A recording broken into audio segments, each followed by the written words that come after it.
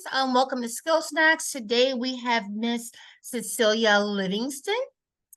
And she is a mastered certified life coach with a focus on helping burnt out professionals. And we need her because, oh my God, I've done nursing for 25 years. Ooh, I've had that many times. I've needed you in my life forever.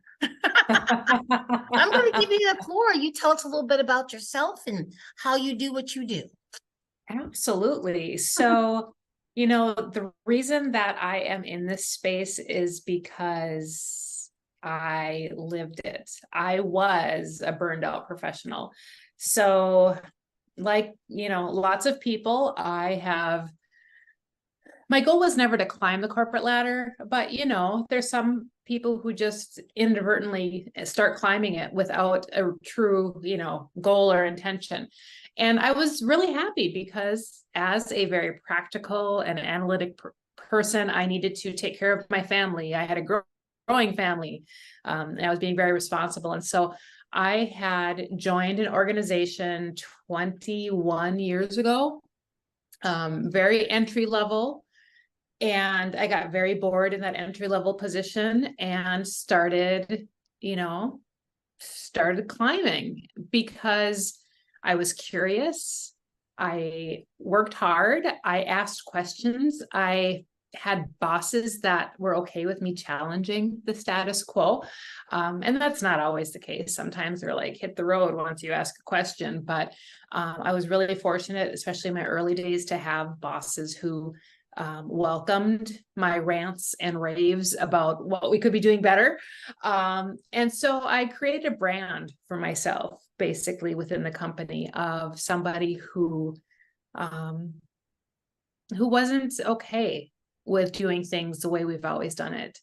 And that automatically created a demand for my work, which I had a family. I had a husband who had 3 kids when we got together.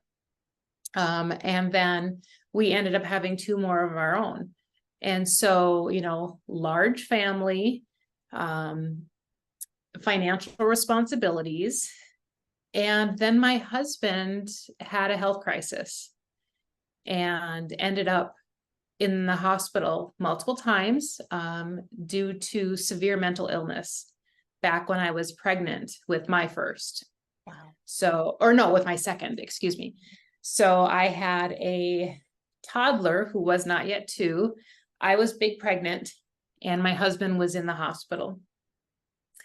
And, my mom didn't raise no wimps. She raised 5 girls and we all can do whatever needs to be done. It don't matter what it is, right? And I think as women in this society, those of us of a certain generation, we get everything done, right? There is no, what am I going to do? I'm going to do it. Mm-hmm. I'm going to raise my family. I'm going to take care of my husband. I'm going to pay the bills. I'm going to mow the lawn, and I'm going to help my friend out next door because, she's really worse off than I am. So you keep trucking along. And so that's what I did. And I'm glad I did, right? Because this is my family. This is my life.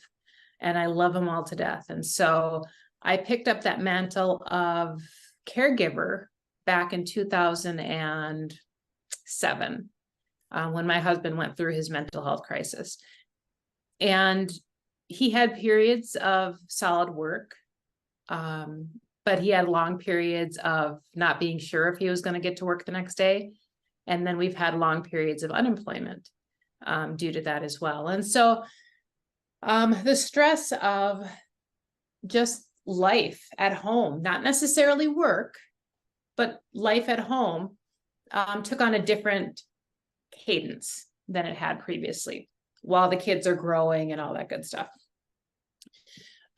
So fast forward a few years and I'm still moving into new roles at my corporate home. I had never really stayed in one role for longer than maybe 3 years. I was really fortunate that people came looking for me and said, "Hey, Cecilia, I've heard great things. We really want you on the team."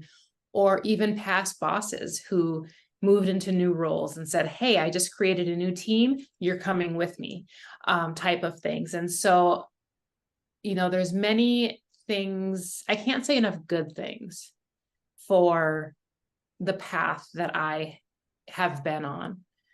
But the saying you can never have enough of a good thing, I don't subscribe to that necessarily.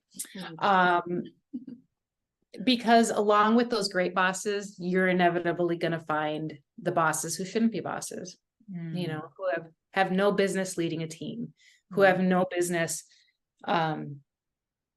interpreting and cascading and implementing a message or a strategy. And so I came across those as well. So during this time, my oldest inherited child, or excuse me, my youngest inherited child, when he was 18, 19, experienced his own mental health crisis. So suddenly, the hereditary nature of what my family was dealing with became very evident. And so happily, we worked through that initial crisis stage with him. And that's a whole nother story.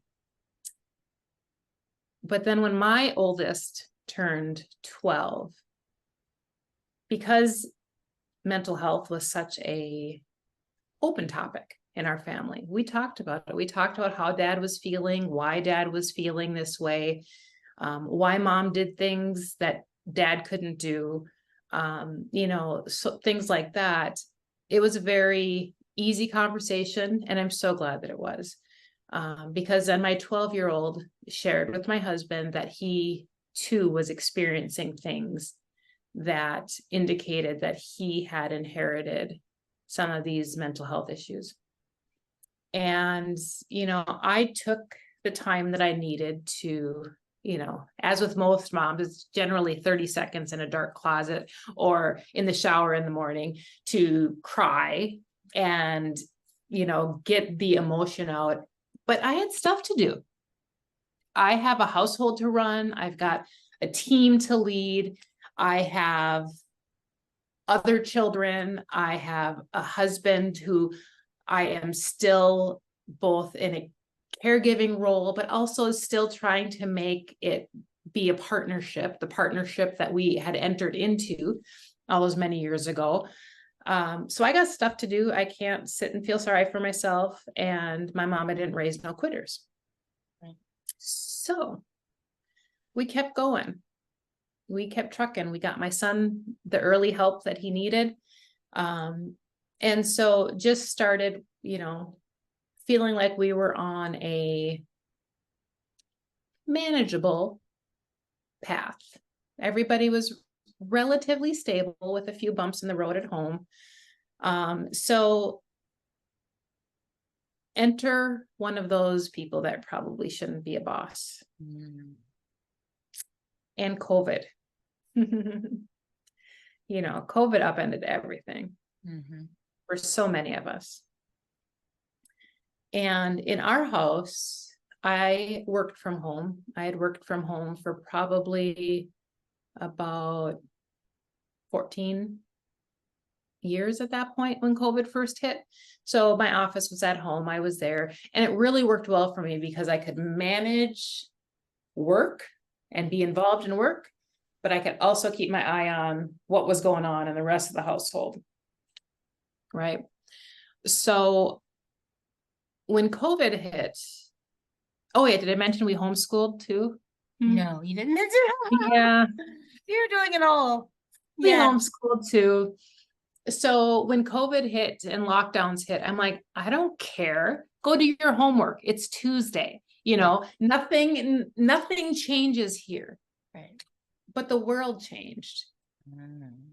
And whether it was the stress of what's next or the fact that I was helping manage a team of over 100 as they had to move home and deal with the new stresses of working from home with their toddlers and babies and teenagers right next to them, or all of the things that all of us dealt with, I still had to deal with that in some way. Just, I didn't feel as though I personally had to deal with that big transition of going home, but I was responsible for people who did. While working for a boss who, you know, the term emotional intelligence just wasn't there. The concept wasn't there. And so no matter how fast you run or how high you jump or how late you work, how many emails you answer and send on a Saturday, it's never enough. So I had noticed my inability to manage my own emotions as effectively as I used to. You know, I ain't a crier. I'm a northerner. You know, we're stoic folks. We last through these long, cold winters. And you know, like I said, my mom taught us how to get down to work and get things done. But suddenly I had more and more of those hiding in a dark closet, ugly crying for 30 seconds, getting myself back together, and then going out to deal with the family. And I couldn't figure out why. I knew I was stressed. I mean, we're all stressed. It's COVID, it's life, it's raising kids, it's having high-powered jobs. Isn't this what we all wanted? You know, right? And then I realized I was getting very forgetful. You know, I managed all the people's doctor's appointments. I manage my boss's expectations and her calendar and her meetings. And I realized I wasn't quite sure where all of those things fit anymore. We missed a couple of doctor's appointments, which I was mortified by. I'm like, oh my gosh, I'm going to get the bad mom label because I missed a dentist appointment today for my kids. So that started creeping up on me. Sleep. What was sleep? You know, you'd get it. You'd be happy that you got it, but you'd wake up exhausted. I had trouble with words, which has never been my problem. I couldn't find the right word that I was looking for. And it could be a very basic word. It could be somebody's name. I'm great with names, but suddenly I can't remember those names. So when the tears started while I was working, that's when it finally started creeping in that something was off balance. It was slow on the uptake. You know, we have things to do. We're fine. We're just really stressed right now, and it'll pass. And I've done this before, and all of those things that we tell ourselves to just keep going, just make it till Friday, right? Just if I can get through this month, it'll be okay. But in reality, I didn't see an end to it. I didn't ever see something that would provide me the relief that I knew that I needed. So I was in denial, but I was seeing how it was starting to negatively impact me finally. And then there was one week. It was in May. I just remember that it was in May, or maybe it was in April. Did I tell you my memory was getting a little funky at that point? You do it all. It's okay. Yeah. Where I had made it to Friday, and I just was feeling like, oh, these weekends are too short. You know, we all have that phenomena happening in our life where the Monday comes too fast, and the Sunday dreads are such a real thing, where Sunday afternoon you can't enjoy it because you know it's coming. Monday, you're back to the grind. And the tears started Monday morning. And all week, I was in the same predicament. So my days consisted mainly of conference calls. And this was the company that I was with, the segment I was in. We didn't do a whole lot of video conference calls. So it was just mainly phone, which was really good for me in that position, because I would be sitting sobbing and crying and puffy faced and blowing my nose. And I would hear the conversation coming back around to me. And I'm like, okay, get myself together, blow my nose, take myself off mute, try to speak intelligently, put myself back on mute, and continue to cry. And I'm like, just make it to Friday, just make it to Friday. I have never prayed that harder or as many times as I did that week. Friday got there. Saturday morning, I woke up. I was still crying. Cried all day Saturday. Cried all day Sunday. And I'm laying in bed sobbing, and it's 2:00 a.m. Monday morning. And I text my boss and I said, I'm not coming in tomorrow. I'm going to be applying for short-term disability. She was awake. She texted me back, said, well, what for? And I said, burnout. I can't do this anymore. I didn't hear from that boss again until I returned to work 5 months later. But that was the hardest decision that I've ever had to make, because I felt like I was giving up. I felt like I was, other people manage these things. Why can't I? I'm strong. I'm determined. I have enough know-how, right? What's the problem? And so it totally felt isolating. It felt like I was failing. And I struggled during those first few weeks of burnout leave. I went on a short-term disability. I struggled so hard because I didn't know what to do with myself. I felt guilty because I wasn't doing all of the things. I felt guilty because now that I didn't have all these hours of work, I should be able to do all the things for the family, right? No, I couldn't do that either. I was totally one big puddle of what I thought was uselessness. So learning to sit in silence and solitude was the hardest thing that I had to learn during that time. But that was the best thing for me to learn at that time. So that started a whole new journey for me of recovery. But that was a long answer to your short question. But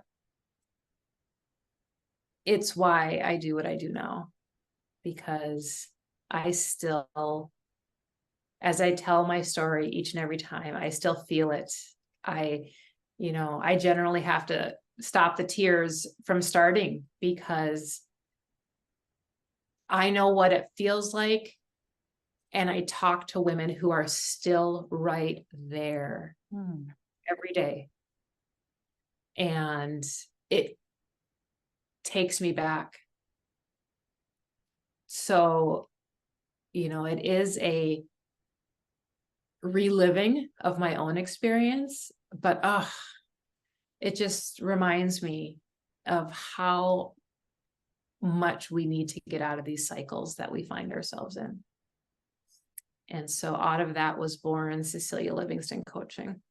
Thank God for you, because like I said, I could have used you in my life many times. And I think after about, maybe 17, 18 years in this field, that's when I was like, I've had it. Maybe it's time for me to retire. I mean, I was involved in other projects, but I was totally, like you said, wiped out.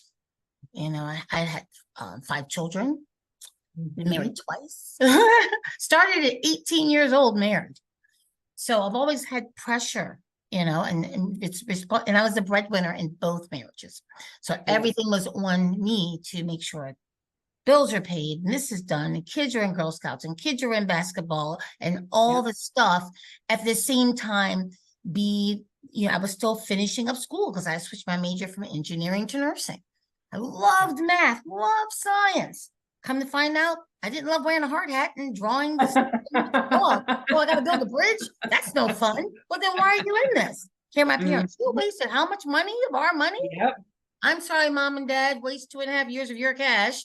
Let me Yep. now work overtime while I'm married, breastfeeding one child here as I'm typing up papers, and figure this thing out and not ask for a cent from my parents, because I feel bad that at 17 starting college, I didn't have a clue at 17 what I wanted to do when I grew up, but I forgot I was a kid. I forgot you were 17. It's like they look at you like, well, you should know better. I was 17, for God's sake, cut me some slack. Exactly. Yeah, I'm 18 and married. First kid came at 21 years old. But I had switched majors. But to make a long story short, it's a lot of pressure. But like you said, our parents didn't raise us to be weak. And then I'm the firstborn of the 3 they had. So I really had to represent. I'm like, oh my God, Yes, you I'm did. the first kid. I can't. Yeah. My dad's a doctor. My mom's a teacher. I can't, they've done the best. They put me in good schools, a great neighborhood. I'm not the typical, let's say, Black child in America. If you look at little TV shows, that Cosby Show from back in the day, that really was my life. I was like the Cosby Show. Yeah. I'm looking back and looking how other people have come up, especially in my race. I see I had a whole lot to be thankful for. A whole lot. I mean, some kids are being raised by moms that are on crack cocaine, or fathers who are totally absent from their family. Where my mom and dad to this day, and they're in their 70s, are still together. I can't even say I'm divorced, but they're still together. So I was like, I can't fail them when they've done everything for me. I can't make an excuse. There is no excuses. My dad was always one to say, well, if you can't do this, you have to figure out a way to do it. Yes. Figure out a way, and he's been saying that since I was little. Literally, I mean, I was like 7, no, I was 9. And my dad used to give me $1 a week allowance. I'm like, but Dad, that's not enough. The candy prices have gone up. He goes, and well, get a job. I'm like, I'm 9. How can I get a job? Hello? He's like, you'll figure it out. I'm like, okay, wait a minute. My parents taught me how to do housework. They taught me how to pull weeds. I can do this. I can do that. I babysit my little brother, and he's only two years old. I'll make flyers and I'll stick them at every door. And I'm already and I figured it out. Next thing I know, I'm making like $10 a week, $20 a week. I'm like, I'm 9 with a job. This is awesome. So I've been working since 9, figuring it out, because there was no excuse not to figure it out. And my dad didn't even take age as an excuse. Well, you're 9, get a job. What? Is that legal? What happened to child? I mean, you make me read. I know about child labor laws, Dad. Yeah, figure it out. But you're not getting a raise. And you say that, and that's very similar to my family. So my mom's white, my dad's Black, and so raised in northern Wisconsin. So my dad is from Mississippi. So his view of the world was very different than ours, because we were raised in a very predominantly white area. And then there was my mom. So, he would bring in what he could, what was natural to him, which was, from growing up in a very poor area in Mississippi, very rural, dirt floors, the whole 9 yards. That's tough. It was, you did what needed to be done. He mowed lawns. He was a disabled alcoholic. Very actively alcoholic, but he couldn't drive. He couldn't hold a job by the time I came around, but he would walk a mile with the lawnmower to mow somebody's lawn, because that was just what he did to get cash in his pocket. But in that environment with 5 girls, my mom was then the de facto runner of the house. And so, here he's surrounded by 6 women or girls with a very strong-headed wife, because she had to be. She had to get the job done. There was 5 children to take care of. So she worked at nursing. I remember spending nights at nursing homes with her where she worked, and sleeping on the bed or on the couch in the nursing lounge. I don't know why I was there, but every once in a while I would go with mom to work. Was she a nurse? She was a CNA. Yeah. Okay. Pretty much a nurse then. Yeah, She did the exactly. same stuff. Yeah. Exactly. Or coming home at noon from kindergarten, and she would get us lunch, and we knew we could watch a couple TV shows on PBS, and then it was our nap time, because guess what? It's mom's nap time too. She needs to sleep because she's got a shift that night.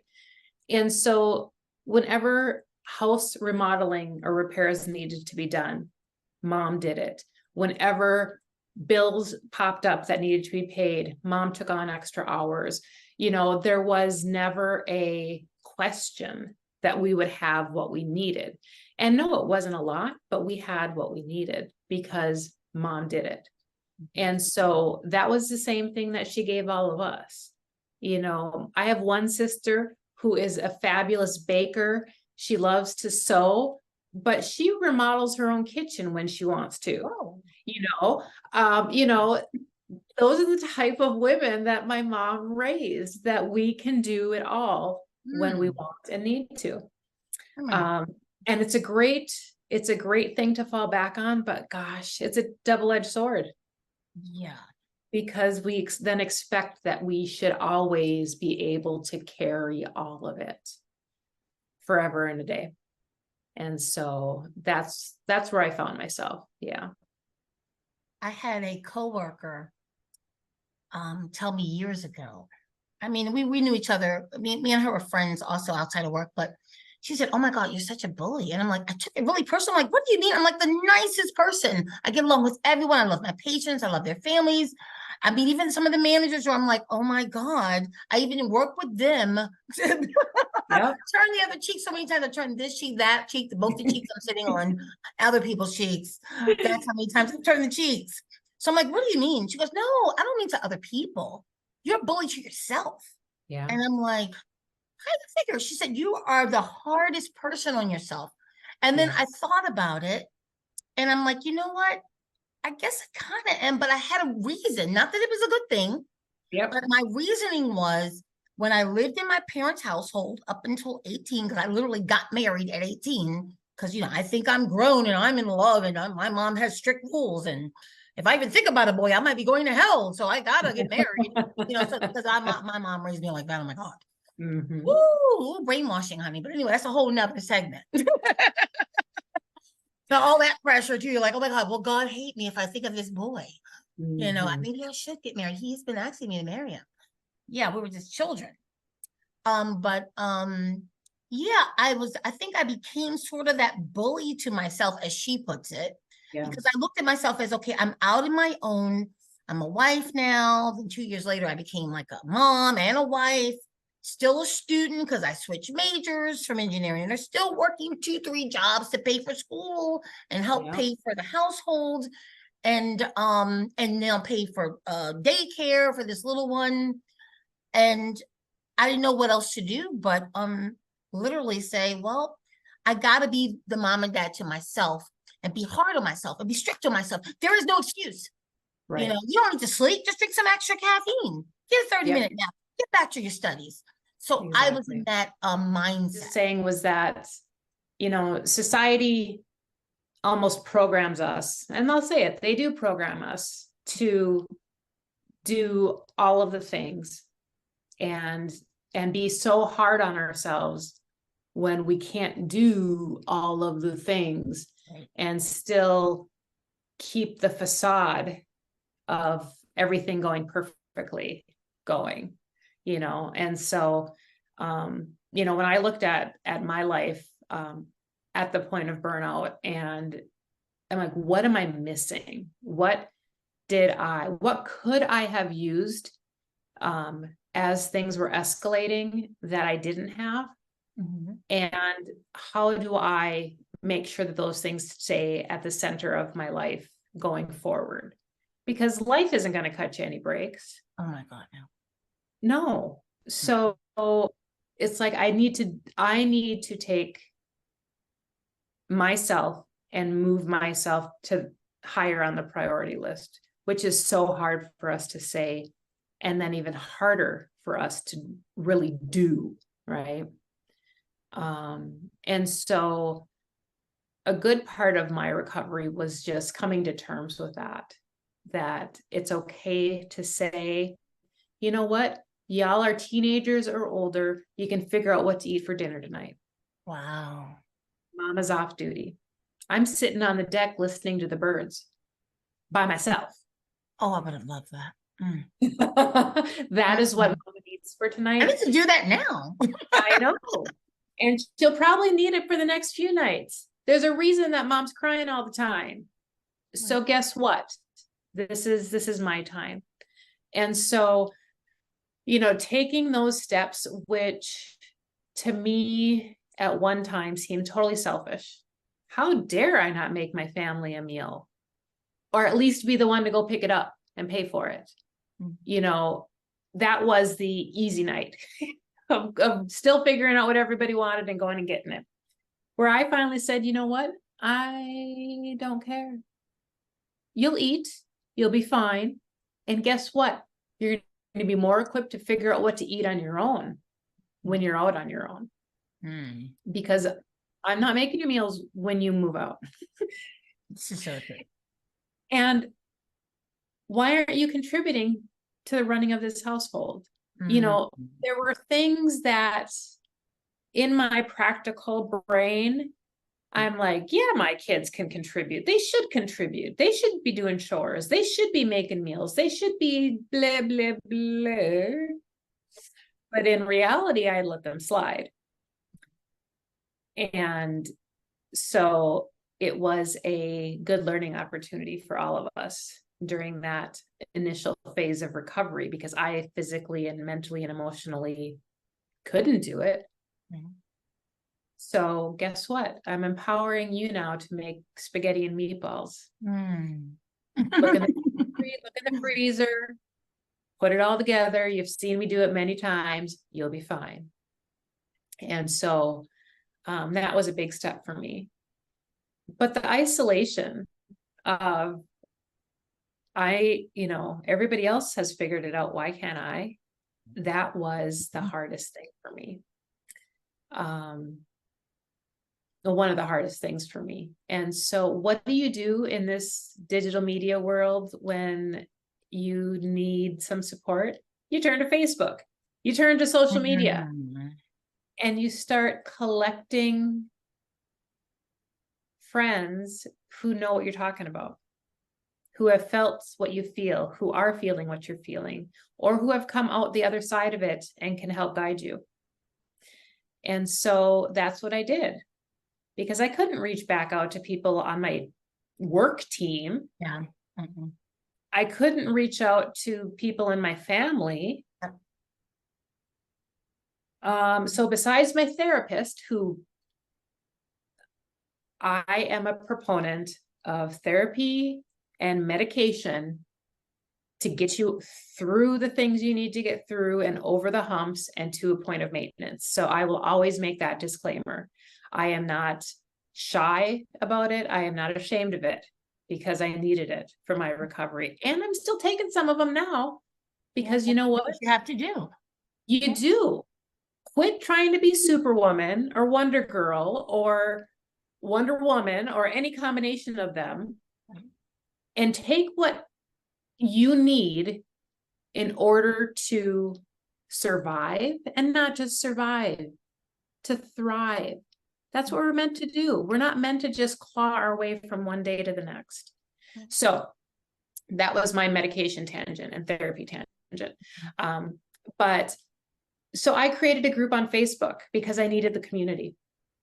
I needed people who understood and who got it.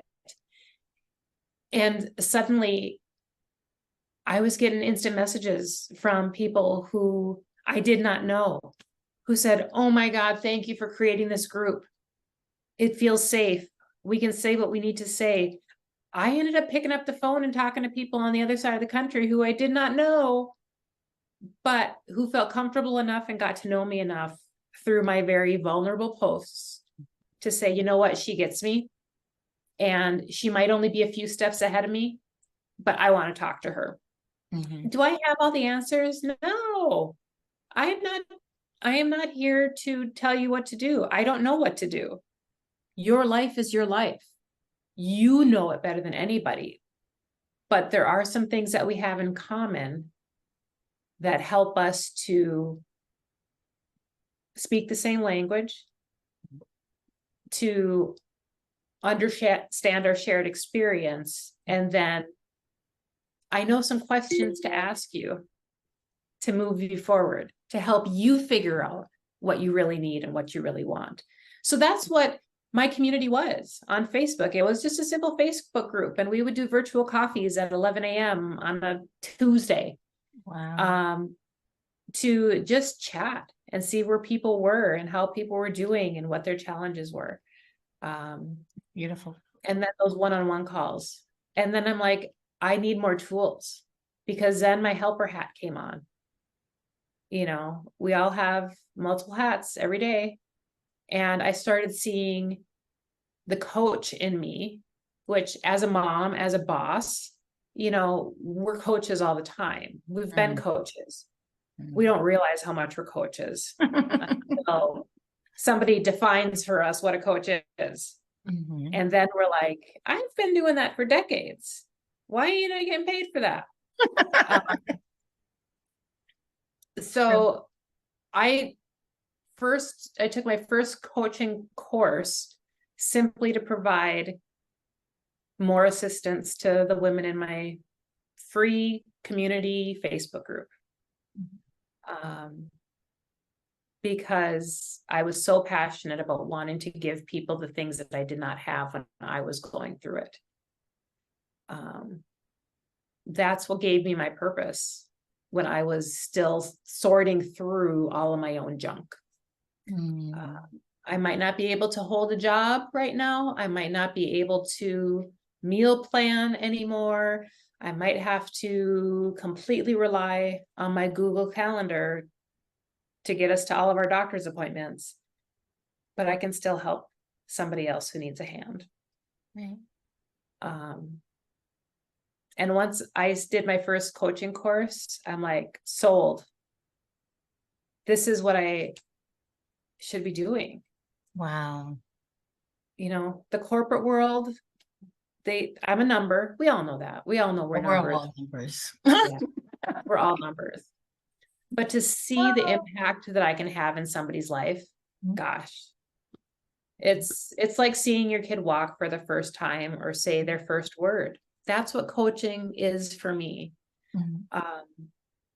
So why wouldn't I embrace that and know that I'm positively helping somebody through their moments of crisis as well? So, yeah. So how can people reach out to you and get a hold of you if they need your help? Because believe me, I think all of us on the planet need your help. You're gonna have to split yourself up a whole bunch of times. Other than that, you know. Okay. That's okay. In fact, I've got a network of other coaches that if somebody has a unique situation that I don't feel as though I'm qualified for, I find them a different coach. Even, you know, when we first started talking, in fact, there was a woman who was suffering from ADHD and it had, you know, really made itself evident as an adult, which is happening more and more, especially for women. I don't have a whole lot of history or knowledge about ADHD. It's one of those things on my to-do list where I want to delve into that more because it is becoming so prevalent. But guess what? I know a coach who specializes with women with ADHD. So I got her over there. So that's one of the really nice things I have, is a broad network of coaches to reach out to. But if people want to contact me, they can find me at cclivingston.com. Really simple. It's CECE Livingston.com. You can take a free quiz there to see where you are on the burnout scale. How bad is it? Let's get an objective view, because like we talked about before, we're always in denial until we can't deny and ignore it anymore. And, you know, when people think about being vulnerable in this sort of space and working with a coach on burnout and what's going on in my life and in my heart and in my head, it can be very intimidating. I know. I remember my first appointment with a therapist.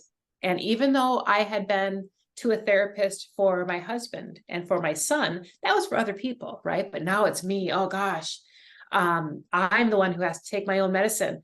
I remember that feeling. And so my conversations are, I would say, very easy.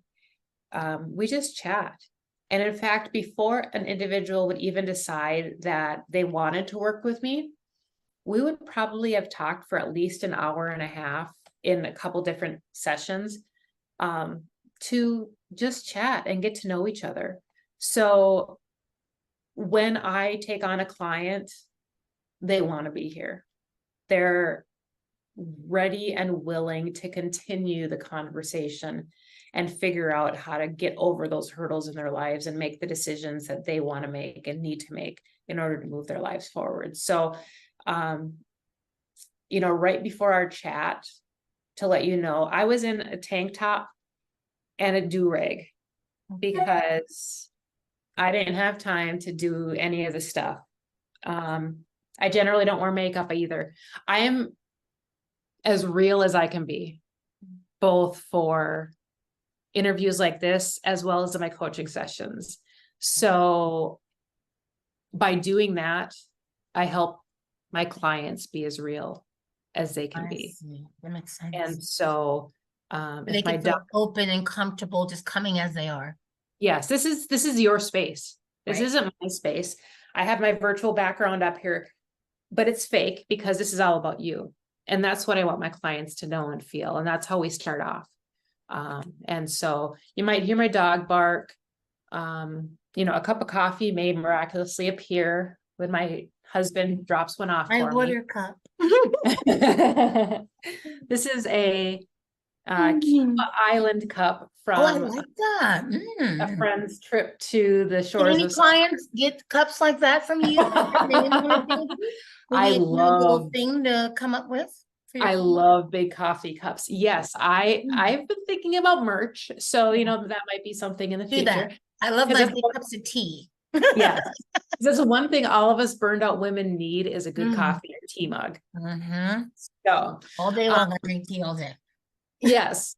So yeah, you know, this is me. This is who you're gonna get. And it's your time and your space. And the one thing I want people to always remember is that you're not alone. We are all in this together. And even if I don't have the answers, because I don't, you already do. It's just that we have to uncover them and find them. And that's what we take time to do. You're like an angel from heaven or something. I mean, it's like I feel for everyone, and that's pretty much every woman, and I don't want any men to feel left out because I know men go through it too. There's dads that's doing everything, and maybe their wife passed or they broke up or whatever it could be, and they're doing it all. So I don't want to make it sound like I'm just, oh, it's just about women, because I know men are going through a lot of that too. But just my own personal experience, I've only met women kind of doing it, but I know that men do it too. Yeah. Especially now when they have, you know, households where the husband and the wife are both males, they're even going through it even more because they're trying to raise an adopted child or whatever else. I mean, they're going through the same thing that we as women have gone through. And because it's the same dynamic, it's just, you know, different roles. Agreed. Yeah, I even though I feel bad that you went through all that, at the same time, I'm kind of happy you did, because you know how it goes. No one really wants to hear advice or even vent to someone who hasn't been there, done that. I mean, even in patient care, I've been through so much and heard so much and learned so much, especially from my elderly patients, which I love pediatrics, but I love my elderly people more because They're they've great. been through life and they have stories upon stories, whether it's war stories, and you're like, oh my God, thank you for fighting for this country. If it wasn't for you, I wouldn't even be here. From there to whatever they've been through, and then you learn from your patients while you're taking care of them. But if they hadn't been through nothing, they couldn't help this new generation to come up better. And that's kind of how I look at you, even though you're super young and sexy and gorgeous. And, oh my God. Super When your young. calendar Oh comes gosh. out, I want my signed copy. So they will like, know her. Yes, I do. Nah, you wish you did. That's Oprah's friend, honey.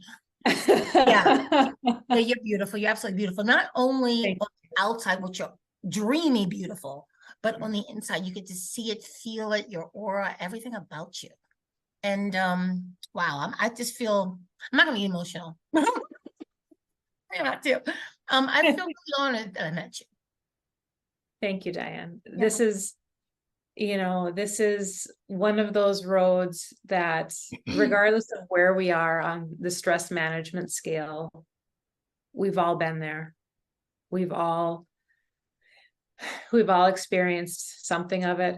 And the more we can connect with the human beings on the other sides of these screens that we are so attached to these days, the more enriched we are and the better we are off for it. So thank you for The this world invitation. needs you. The world Thank needs you. Thank you. So just keep growing your coaches, and I'm going to make sure too that I'm going to put your information also within the video. Great. Just in case they missed that part or they stepped away from their screen for a second and didn't know to rewind it when you were giving away that information for Thank you. contacting you. I'll make sure that it's in the video. But it has been a pleasure all on this end to meet you and to find someone that really understands. I'm like, is it just me? Do I not get it together? Didn't I take my vitamins? How come I can't balance 300 gazillion things? Or if I'm balancing it, I'm still beating myself up because it's not enough. And to hear you say you got to sit outside and listen to birds, I would have felt guilty for that. You know what I mean? Because I didn't have someone in my life like you to say it's okay because of the way I was raised, not putting down my mom. I love my mom. Exactly. Really, she raised me as it's God first, then your husband, then your children, and then you, when you get around to yourself. So I never felt right doing anything really for myself until all of this was met. Right. God has to be happy. Let me do this. My husband has to be happy. Let's plan the Super Bowl party. Let's do his birthday party. Let's do this. Let's do that. Let's wash his clothes. Let's bake him a cake. Because I had a husband, my first husband, that wanted a cake fresh every single week. Literally baking a cake every week, fresh. Wow. Wow. So it's like, okay, I work 2 jobs. I'm a Girl Scout mom. I'm a basketball mom. I bake cakes every week. The whole thing. I was the one that everyone came to my house for Christmas. Everyone came to my house for Thanksgiving. Got to make sure your mother-in-law is happy. Did she get her ham? Is it made with the pineapple? Is it made with the glaze? Because I didn't even eat it, but she liked it a certain way. And I'm like, okay, I can't let her down because letting her down is letting my husband down because that's his mom. So you're trying to make everyone happy in the world, down to the guys, all the coaches I invited to the Super Bowl party. Well, which beers do you? I don't even drink beer to this day. But I gotta make sure I have every beer that they all like, and then when the party's over, they can take their box home. I mean, everything. And I look back and I'm like, I put all that on myself. I don't remember anyone coming to me and say, Diane, you have to do this and that. So I think back, well, who made me do all this? Oh, it was me. Because I felt that I had to, like you said, wear that cape. And I felt that I wasn't allowed to make an excuse. How dare you make an excuse? You're a wife and a mom and you're a multitasker. That's your job. You put on the role, earth for that role. And I didn't really cut myself slack until literally, which is embarrassing to say this, but literally maybe about 5 or 6 years ago, when I'm like, I'm just so burnt the heck out. I'm going to take off a few months, work, because you save your money, but you don't really do anything with it. You. Exactly. Yeah. Bills. What am I going to do for myself? No, but let me give my kids this and do that for them. Nothing for yourself. I did a spa day. I literally said, I don't watch TV because I don't have time for that. I'm gonna literally watch some movies that I've always wanted to see. I'm going to take some strolls. I'm going to walk around the track. I'm going to do these nature walks. It's a nature trail right in my neighborhood, and I've never used it because I'm too busy. Yeah. Why am I too busy? And then literally I had a really close call with death, so to speak. I was on a travel assignment, and I had an ice patch because everyone's like, "Oh, I know you got paid." No, I didn't get paid. I had an ice patch. I can't sue an ice patch. Not another person, ice patch. And went down a mountain. The car got totally totaled. The front was ripped. The whole part was ripped in the front. And I'm sitting there like, how the heck did I survive that? Why am I still alive? And then that made me have a whole new viewpoint. And this was literally a couple of years ago. A new viewpoint on life. And I'm like, you know what? If I die today, which I feel that I probably should have died, looking at that car, there's no way I should be alive. Looking back, what did I do? What have I accomplished? Okay, you went to school, you raised kids, you raised your husband. I hate to say it that way, but that's what it felt like. It felt like that. So everything. And what have you done for yourself besides burn yourself out, save a bunch of money that you can't take with you that's going to be left to everyone in your family? You build a will for them. What have you done for you? Yeah. And I'm like, wow, nothing. I hadn't even learned how to just be. I had read The Power of Now by Eckhart Tolle. I read all these books, but had I really applied it? No. Did I understand it? Sure. And I'm like, literally, you know what? I'm going to embrace now. I'm going to have days where I'm literally going to shut the world off. And since I'm in a house right now by myself and alone and quiet, I literally turn the phone off, turn the computer off, turn everything off that lets the world contact me, and literally say, I'm going to just play some music. I'm going to just look at I'm going to look, a nice big backyard. I'm going to look at these deers walking around, looking at me, and I'm looking at them, and we don't know who we are, but hey, We introduce ourselves today. Plant some flowers. And I've been happier now. I mean, literally, I don't want to say it feels exactly like probably hitting a lottery. I'm pretty sure it doesn't. But to me, it feels like hitting a lottery because I've never been happier in my life. And all I did was really just embrace right now, today, each day, day by day. Totally embracing it and doing what I want to do in life. I raised the kids. I had the marriages, I'm going to do some me time. And I'm not going to feel guilty about it when I have 300 people calling me saying, how come you won't answer your phone? I text you all day. Because it's me time. I don't have to explain it to you. My mom always made me explain everything. Explain yourself. No, I literally don't have to. I'm a grown woman. I don't explain myself to the world. You get it or you don't get it. That's none of your business. It's all the businesses is mine. That I take care of myself both physically and mentally. And, I can feel the youth coming back.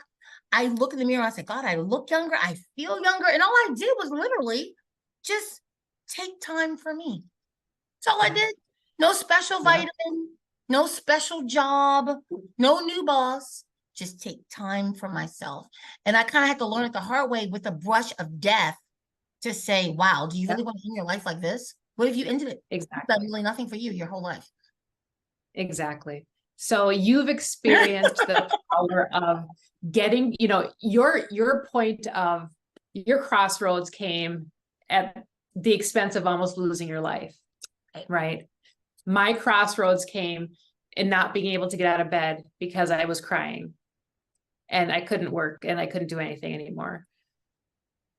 How much have we lost in time and enjoyment because it took us until that point?